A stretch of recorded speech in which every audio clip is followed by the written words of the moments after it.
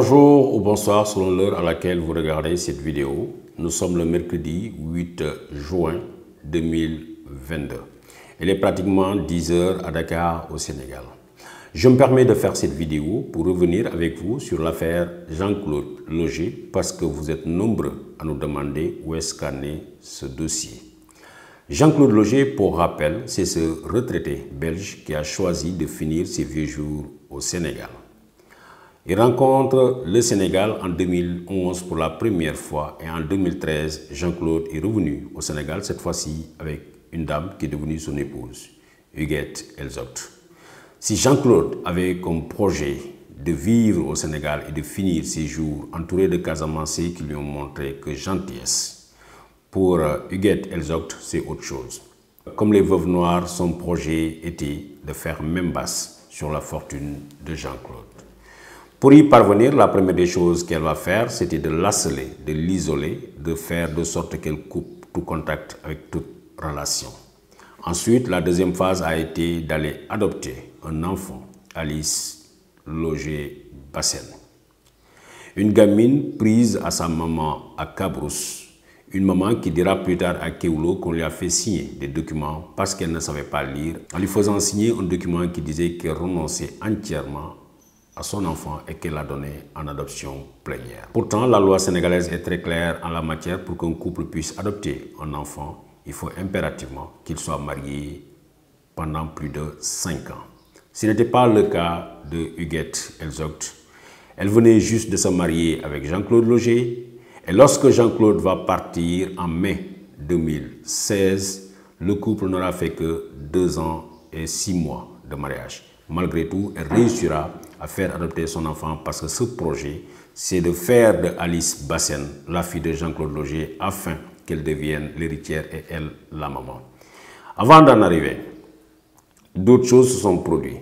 Avec son ami Patrick Losberg, ils se sont débrouillés pour être indispensables à la vie de Jean-Claude Logé.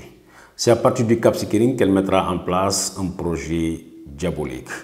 Lors d'un séjour médical de Jean-Claude Logé à l'hôpital La Madeleine à Dakar, pour une opération bénigne, Madame Huguette Elzogt s'est approchée du docteur Farid Godzaïel. Farid Godzaïel, pour rappel, c'est un médecin cardiologue qui est à l'hôpital de La Madeleine à Dakar. Ce médecin a eu à opérer Jean-Claude Logé. Lorsque Jean-Claude était en convalescence, la dame s'est approchée de lui pour lui dire que son époux Jean-Claude Logé n'est pas totalement guéri et qu'il est devenu violent entre-temps et qu'elle sentirait que Jean-Claude Logé était devenu fou.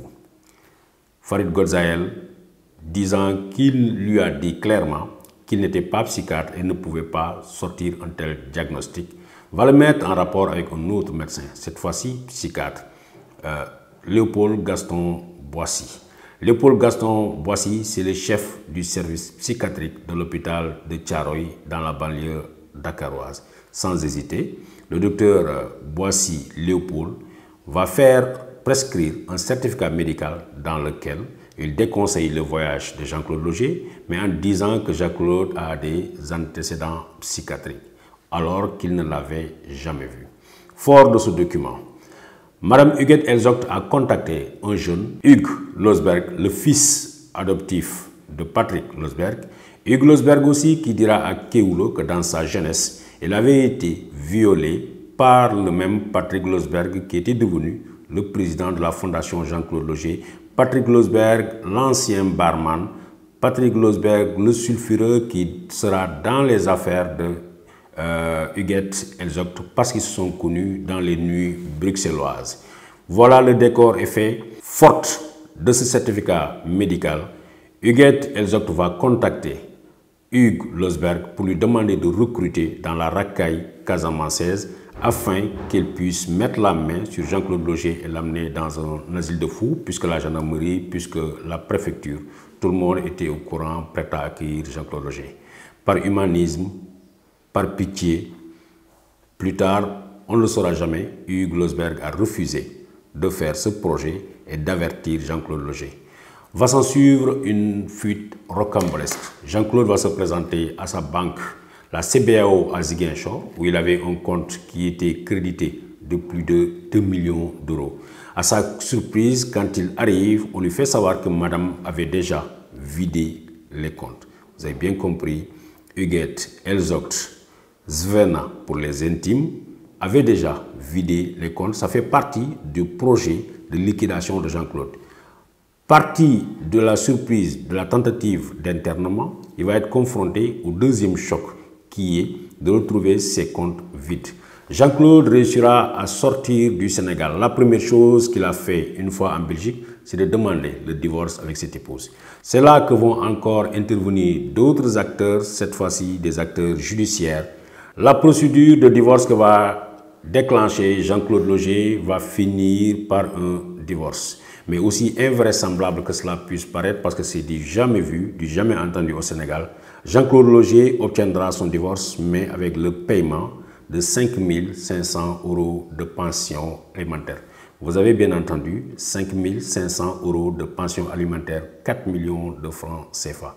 C'est du jamais vu au Sénégal, jamais entendu au Sénégal, où la pension alimentaire, souvent, quelle que soit la fortune de l'homme, ne dépasse pas 250 000, soit 300 € mensuels.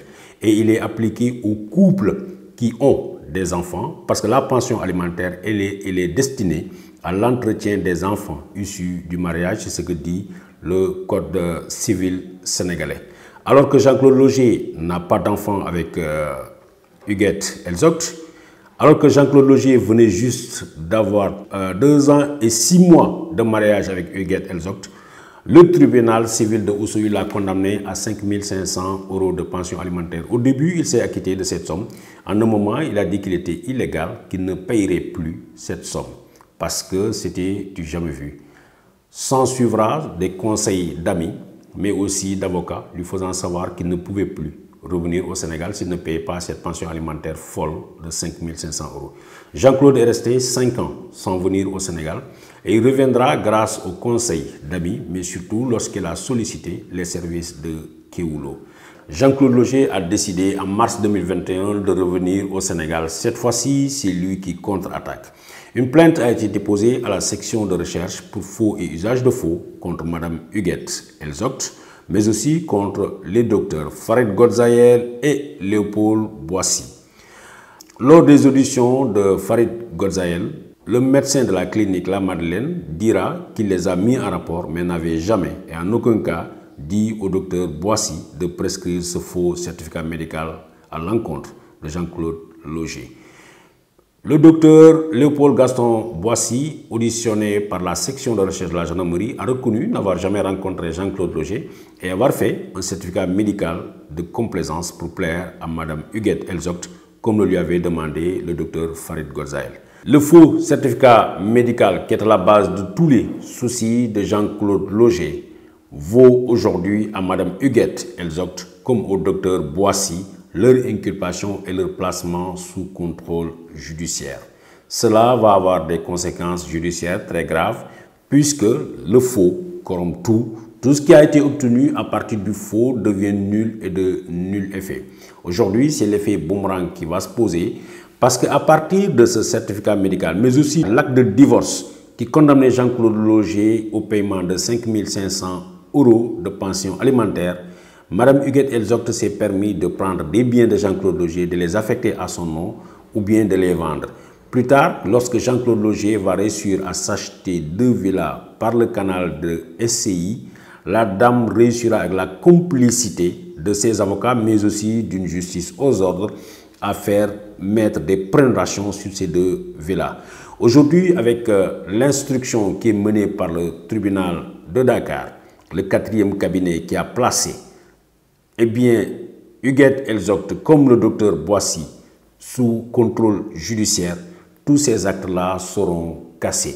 Voilà la situation où on en est et il n'y a pratiquement pas de possibilité pour que Mme Huguette Elzocht comme le docteur Boissy échappe au placement sous mandat de dépôt, c'est-à-dire à la prison.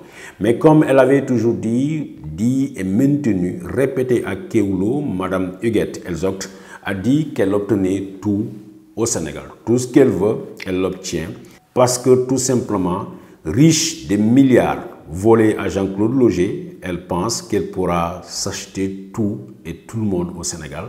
Nous verrons dans les jours à venir et les semaines ce qui va se passer. Ce qui est sûr, c'est que cette fois-ci, la justice sénégalaise, piquée au vif, au son plus haut niveau, est décidée, cette fois-ci, à dire le droit. Voilà en gros où est-ce qu'on en est de l'affaire Jean-Claude Logier. Je vous souhaite une très bonne réception.